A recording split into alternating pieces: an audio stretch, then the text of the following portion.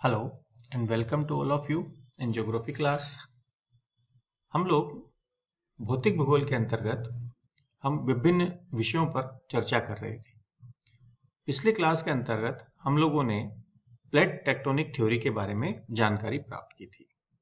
आज हम बात करते हैं माउंटेन बिल्डिंग थ्योरीज पर, अर्थात पर्वत निर्माण के जो विभिन्न सिद्धांत हैं उनके बारे में हम यहाँ पर आज जानकारी प्राप्त करते हैं।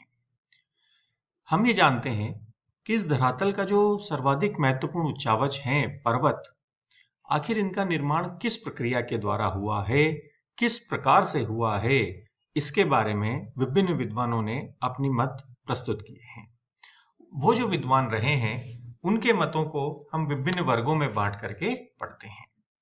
तो हम सबसे पहले आज बात करते हैं कोबर के पर्वत निर्माण सिद्धांत पर।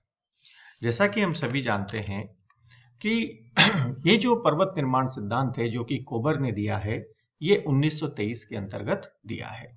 इनका सिद्धांत भूसन्नति सिद्धांत के रूप में भी जाना जाता है। जियोसिंक्लाइनल थ्योरी के रूप में भी इनका सिद्धांत जाना जाता है।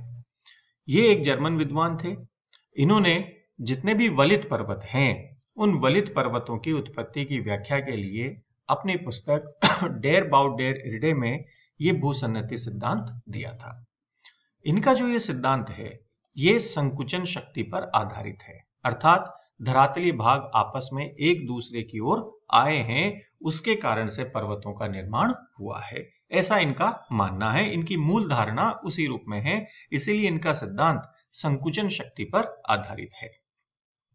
इन्होंने ये कहा कि आज जहां पर पर्वत हैं वहां पर पहले भूसन्नतियां विद्यमान थी। तो अब हमें यहां पर पहले एक इस शब्द का अर्थ जानना होगा कि ये भूसन्नतियां क्या होती हैं।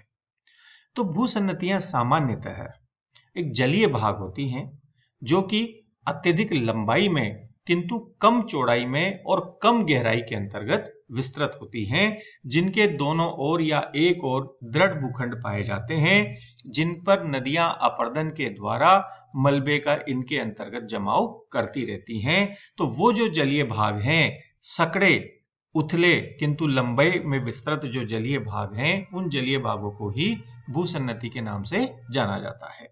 तो ये जो इन्होंने बात कही कि आज जहां पर हमें जो पर्वत दिखाई देते हैं, यहां पर पर्वत का अर्थ हम एक ही प्रकार के लेंगे और वो है वलित पर्वत, क्योंकि पर्वत विभिन्न प्रकार के होते हैं। तो ये जो सिद्धांत हैं ये वलित पर्वतों की उत्पत्ति से जुड़े हुए हैं।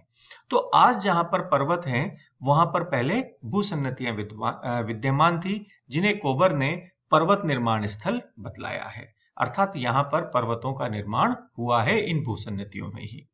इन भूसन्नतियों के चारों ओर जो दृढ़ भूखंड स्थित थे, जो स्थलीय भाग विद्यमान थे, उन्हें कोबर ने क्रेटोजन के नाम से पुकारा है। तो इन्होंने ये कहा है कि भूसन्नतियां जो विद्यमान थी उसके चारों तरफ दृढ़ भूखंड अर्थात स्थलीय भाग विद्यमान थे, और उनके कारण से ही उन जलीय भागों में अपर्दन के कारण से मलबे का जो निक्षेप हुआ और फिर जो संकुचन की प्रक्रिया हुई, उस संकुचन की प्रक्रिया के कारण से ही पर्वतों का निर्माण हुआ है। तो इन्होंने अपने सिद्धांत में यह बताया कि ये जो पर्वत निर्माण की जो संपूर्ण प्रक्रिया है ये 3 परस्पर संबंधित चरणों से होकर के गुजरी है। इनमें जो पहला चरण आता है वो आता है भूसन्नति अवस्था, जिसे कि हम लिथोजेनेसिस के नाम से भी जानते हैं। किसी भी पर्वत निर्माण की अर्थात वलित पर्वतों के निर्माण की जो पहली अवस्था होती है वो भूसन्नति निर्माण की होती है। इन्होंने बताया कि पृथ्वी में संकुचन के कारण से ही धरातलीय भागों में भूसन्नति का निर्माण होता है, और प्रत्येक भूसन्नति के किनारे पर दृढ़ भूखंड, जिन्हें कि अग्रदेश या क्रेटोजन के नाम से इन्होंने पुकारा है, वो विद्यमान होते हैं, जिनके अपर्दन से मलबा भूसन्नति के अंतर्गत जमा होता रहता है, और जिसके कारण से भूसन्नति की तली में भी धसाव होने लगता है, जिससे धीरे धीरे भूसन्नति की गहराई भी बढ़ती चली जाती है और मलबे का जो निक्षेप हो रहा है अर्थात मलबे की जो मात्रा है वो भी अधिक होती हुई चली जाती है। इस प्रक्रिया को अवसादीकरण के नाम से जानते हैं। तो ये जो पहली अवस्था है, इस अवस्था में भूसन्नति का निर्माण है, तलछट का जमाव है और भूसन्नति में धसाव अर्थात गहराई की ओर जाना, ये प्रक्रिया इसके अंतर्गत हमें दिखाई देती है। तो यहाँ पर हम इस डायग्राम के अंतर्गत ये देख रहे हैं कि ये जो जलीय भाग है, ये जलीय भाग भूसन्नति के रूप में विद्यमान है, जहां पर धरातलीय भागों से अपर्दन के द्वारा यहाँ पर इस प्रकार से यहाँ पर मलबे का जमाव किया जा रहा है। और यहाँ पर ये जो दोनों ओर भाग हैं, ये दोनों ओर भाग क्रेटोजन के रूप में जाने जाते हैं। जैसे जैसे मलबे का जमाव होता चला जाता है, भूसन्नति की गहराई भी बढ़ती चली जाती है। इस प्रकार से हम देख रहे हैं कि इन विभिन्न चरणों के अंतर्गत भूसन्नति की गहराई भी लगातार बढ़ती चली जाती है, जिसके कारण से और अधिक मलबा इनके अंदर निक्षेपित होता हुआ चला जाता है। तो ये जो पहली अवस्था है, इस पहली अवस्था को कोबर ने भूसन्नति अवस्था का नाम दिया है। दूसरी अवस्था जो आती है उसे हम कहते हैं पर्वत निर्माणकारी अवस्था अर्थात ओरोजेनेसिस। इन्होंने कहा कि जब भूसन्नतियां भर जाती है मलबे से, तो पृथ्वी के संकुचन से उत्पन्न, उस समय पर संकुचन की जो प्रक्रिया होती है उससे उत्पन्न क्षैतिज संचलन अर्थात ये दोनों भाग हम यहाँ डायग्राम में देख सकते हैं कि इस प्रकार से धरातलीय भाग एक दूसरे की ओर खिसकते हैं, जिसके कारण से जो संपीड़न उत्पन्न होता है, उस संपीड़न के कारण से इस भूसन्नति के मलबे में सिकुड़न और मोड़ पड़ने लग जाते हैं, जिसके कारण से ये जो मलबा है ये वलित होकर के, इस प्रकार से ये वलित होकर के पर्वतों के रूप में बदल जाता है। अर्थात ये जो भूसन्नतियां होती हैं, इन भूसन्नतियों के दोनों किनारों पर पर्वत श्रेणियों का निर्माण होता है, जिन्हें कोबर ने रैंडकेटन का नाम दिया है। अर्थात ये जो सीमांत श्रेणियां, यहाँ पर ये जो पर्वतों का निर्माण हो रहा है, इनको इन्होंने रैंडकेटन का नाम दिया है, जिसे हम सीमांत श्रेणी या बॉर्डर रेंज के नाम से भी जानते हैं। ऐसा तभी होता है कि जब संपीड़न की शक्ति सामान्य होती है। तो जब संपीड़न सामान्य होता है तो इस भूसन्नति के केवल किनारे वाले भागों का ही मलबा जो है वो वलित होकर के यानी कि ऊपर उठ करके पर्वतों के रूप में बदल पाता है, और बीच वाला भाग जो होता है ये वलन से अप्रभावित रहता है, ये समतल भाग ही रह जाता है, जिसे इन्होंने मीडियन मास, मध्य पिंड या स्वासिन वर्ग का नाम इन्होंने दिया है। लेकिन जब ये स्थिति हमें, जब संपीड़न सामान्य होता है तभी हमें दिखाई देती है, लेकिन जब संपीड़न अधिक हो जाता है तो उस समय पर ये भूसन्नति का संपूर्ण मलबा ही वलित होकर के पर्वतों के रूप के अंतर्गत बदल जाता है। यहाँ पर पर्वतों की एक भुजा टूट करके दूसरे पर चढ़ जाती है, जिससे कि ग्रीवा खंड का निर्माण होता है। इन्होंने ये भी कहा कि ये जो स्थिति हमें दिखाई दे रही है, ये स्थिति तो अत्यधिक संपीड़न के कारण से है, किंतु ये स्थिति जो हमें दिखाई दे रही है ये सामान्य संपीड़न के कारण से है, और सामान्यतः विश्व के अधिकांश भागों में हमें इसी प्रकार की प्रक्रिया दिखाई देती है। ये जो इन्होंने मध्य पिंड की बात कही, इन्होंने अपने सिद्धांत को इस मध्य पिंड की कल्पना से और अधिक प्रमाणित करने का प्रयास किया है, और इन्होंने इसके कई सारे उदाहरण इन्होंने यहाँ पर दिए हैं, जैसा कि हम इस एक डायग्राम के अंदर यहाँ पर देख सकते हैं कि एक और तो हम जैसा कि जानते हैं कि हिमालय पर्वत आज जहाँ पर विद्यमान है, पहले वहां पर एक टेथिस सागर विद्यमान था। तो ये जो टेथिस सागर था ये खुद अपने आप में एक भूसन्नति के रूप में विद्यमान था। इस टेथिस सागर के उत्तर की ओर अंगारा लैंड के रूप में क्रेटोजन विद्यमान था, वहीं इसके दक्षिण की ओर गोंडवाना लैंड के रूप में भी क्रेटोजन का भाग विद्यमान था, जहां पर से दोनों ओर के भागों से नदियों ने मलबे का निक्षेप इस भूसन्नति के अंतर्गत किया, अर्थात टेथिस सागर में किया। फिर पृथ्वी की संकुचन शक्ति के कारण से जब ये गोंडवाना लैंड का भाग उत्तर की ओर प्रवाहित हुआ तो उसके कारण से टेथिस सागर पर दबाव पड़ा। दबाव पड़ने से भारत की ओर तो यहाँ पर ये इस प्रकार से हम देख सकते हैं कि ये हिमालय श्रेणी का निर्माण हुआ, वहीं चीन की ओर के भाग के अंतर्गत हम यहाँ पर देख सकते हैं कि कुनलुन श्रेणी का निर्माण यहाँ पर हुआ है। और इन दोनों श्रेणियों के बीच में मध्य पिंड के रूप में, मीडियन मास के रूप में ये तिब्बत का पठार यहाँ पर विद्यमान है।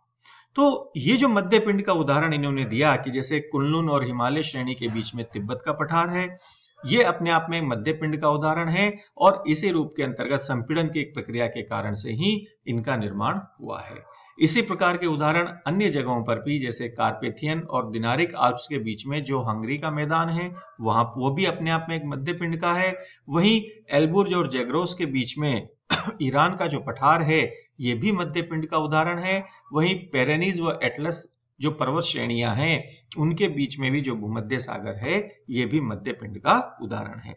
तो ऐसे इन्होंने मध्य पिंड के उदाहरण के माध्यम से अपने सिद्धांत को और अधिक प्रमाणित और अधिक प्रचलित रूप में इन्होंने स्थापित करने का प्रयास किया है और इसके उदाहरण हमें विश्व के विभिन्न भागों के अंतर्गत भी दिखाई देते हैं। तो ये जो दूसरी अवस्था है जिसको कि इन्होंने पर्वत निर्माणकारी अवस्था या ओरोजेनेसिस के नाम से कहा, इसके अंतर्गत पर्वतों का निर्माण होता है सीमांत श्रेणी के रूप में या संपूर्ण मलबाही जब वलित होकर के बन जाता है वलित पर्वत के रूप में, ग्रीवाखंड के रूप में यहाँ पर इसका निर्माण होता है। तो ये उदाहरण इन्होंने अपने सिद्धांत के अंदर स्पष्ट किए हैं और इनके माध्यम से इन्होंने पर्वत निर्माण की प्रक्रिया को बतलाया है। तो पहली अवस्था में तो लिथोजेनेसिस जिसके अंतर्गत भूसन्नति का निर्माण होता है, वहीं दूसरी जो अवस्था है पर्वत निर्माण की अवस्था ओरोजेनेसिस जिसमें कि पर्वतों का निर्माण होता है। तीसरी जो अवस्था आती है वो अवस्था कहलाती है पर्वत विकास की अवस्था, अर्थात इसे इन्होंने ग्लिप्टोजेनेसिस के नाम से संबोधित किया। इस अवस्था में अपर्दन की क्रिया होने से पर्वत धीरे धीरे हल्के होते हुए चले जाते हैं और उनकी ऊंचाई बढ़ती हुई चली जाती है। वहीं अपर्दित मलबा जो है वो सागरों के अंतर्गत जमा होने लगता है, तो जिसके कारण से तली में धंसाव होता है और आंतरिक भाग में ही पदार्थों का मंद प्रवाह प्रारंभ हो जाता है, जिससे कि पर्वतों की ऊंचाई धीरे धीरे बढ़ने लगती है। जैसा कि हम अगर अभी यहाँ पर देखें तो ये एक और तो जो हमारे को तिब्बत का भाग अंगारा लैंड का भाग अर्थात चीन का भाग दिखाई देता है और दूसरी ओर ये हमारे को गोंडवाना लैंड के रूप में भारतीय भाग दिखाई देता है और इनके बीच में ये जो टेथिस सागर के दबाव से ये इस प्रकार से पर्वतों का जो निर्माण हुआ है, ये भारत की ओर तो ये हिमालय पर्वत है और इधर की ओर यहाँ पर हम देखते हैं तो ये कुनलुन श्रेणी है और बीच में ये तिब्बत का पठार मध्य पिंड के रूप में स्थापित है, स्थित है। हम ये भी जानते हैं कि वर्तमान में ये जो भारतीय भाग है अर्थात गोंडवाना लैंड है, ये जो उत्तर की ओर अभी भी लगातार प्रवाहित हो रहा है, जिसके कारण से इस भूसन्नति पर अभी भी दबाव पड़ रहा है। दबाव पड़ने के कारण से ये हिमालय पर्वत अभी भी लगातार इसकी ऊंचाई बढ़ती चली जा रही है। जैसा कि हमने अभी भी ये जाना था कि अब एवरेस्ट जो है जो कि विश्व की सबसे ऊंची पर्वतमाला है, उसकी भी ऊंचाई के अंतर्गत वृद्धि हुई है। और जैसा कि अभी नवीन जो शोध है, जो नवीन उसका जो सर्वेक्षण हुआ है, उसके अनुसार जो एवरेस्ट की ऊंचाई है वो 8,848 मीटर से बढ़कर के 8,848.86 मीटर हो चुकी है, अर्थात उसकी ऊंचाई 86 सेंटीमीटर बढ़ चुकी है। तो अर्थात हिमालय पर्वत अभी भी लगातार ऊंचे उठ रहे हैं। तो ये जो अवस्था कहलाती है ये कहलाती है ग्लिप्टोजेनेसिस अर्थात पर्वत विकास की अवस्था। तो इस प्रकार से कोबर ने पर्वत निर्माण सिद्धांत अपना जो पर्वत निर्माण सिद्धांत दिया वो 3 अवस्थाओं पर आधारित था, लिथोजेनेसिस, ओरोजेनेसिस एंड ग्लिप्टोजेनेसिस, अर्थात भूसन्नति निर्माण की अवस्था, पर्वत निर्माण की अवस्था और पर्वत विकास की अवस्था के रूप में इन्होंने अपने सिद्धांत को स्पष्ट करने का, अपने सिद्धांत को इन्होंने स्पष्ट करने का प्रयास किया है। लेकिन इनके सिद्धांत में कुछ कमियां आ जाती हैं। उन कुछ कमियों के अंतर्गत यदि हम देखते हैं तो सबसे पहली जो चीज आती है, जो सबसे पहला जो तथ्य आता है वो आता है संकुचन की ही बात कहें। क्योंकि इनका सिद्धांत ही संकुचन पर आधारित था, तो उस संकुचन के कारण से यदि हम देखें तो ये संकुचन ही अपने आप में इतना पर्याप्त नहीं है जिससे कि हिमालय और आल्प्स जैसे विशाल पर्वतों का निर्माण हुआ हो। अर्थात हिमालय और आल्प्स जैसे पर्वतों के निर्माण के लिए यह संकुचन ही पर्याप्त नहीं है, कोई और भी कारण इसके साथ होना चाहिए जिसके बारे में इन्होंने कोई प्रकाश नहीं डाला है। वहीं इनके सिद्धांत में जो पूर्व पश्चिम में जो फैली हुई पर्वत श्रृंखलाएं हैं जितनी भी, चाहे वो हिमालय हो, चाहे वो आल्प्स हो या एटलस हो या जो भी है पर्वत श्रृंखलाएं, उनका तो स्पष्टीकरण हो जाता है, किंतु उत्तर दक्षिण में जो विस्तृत पर्वत श्रेणियां हैं जैसे कि राकी यो इस प्रकार उत्तर दक्षिण में है, एंडीज भी उत्तर दक्षिण में है, यूराल भी उत्तर दक्षिण में है, इन पर्वत श्रेणियों की उत्पत्ति की व्याख्या इनके अनुसार नहीं होती है। लेकिन फिर भी इन्होंने अपने सिद्धांत के अंतर्गत बहुत अधिक भूसन्नति के आधार पर इन्होंने बतलाया और कि वलित पर्वतों का निर्माण भूसन्नति के आधार पर ही होता है और ये तथ्य आज बिल्कुल प्रमाणित भी है। तो इस प्रकार से कोबर ने अपने सिद्धांत में पर्वत निर्माण के बारे में बतलाया जो कि 3 अवस्थाओं पर आधारित था। इसके बाद में हम विभिन्न विद्वानों के द्वारा भी सिद्धांतों पर चर्चा करेंगे। Thank you very much.